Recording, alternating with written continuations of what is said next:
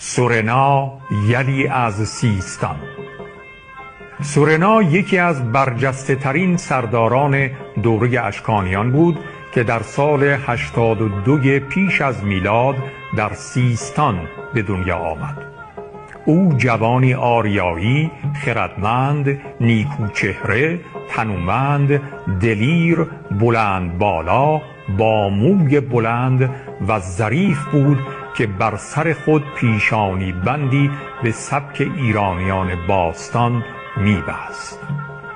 سورنا از خاندان سورن یکی از 7 خاندان معروف اشکانی بود و به دلیل شجاعت، خردمندی و توانایی‌های نظامیش بلند آوازه و نامدار شد.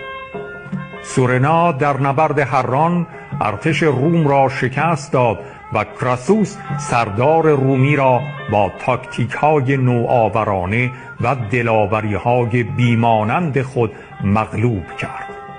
این پیروزی در سن 30 سالگی باعث شهرت جهانی او شد. سورنا یکی از برجسته ترین سرداران تاریخ ایران بود که دلاوری‌ها و شجاعت‌هایش در نبردها زبان زد است. پیروزی در نبرد هران و شکست رومیان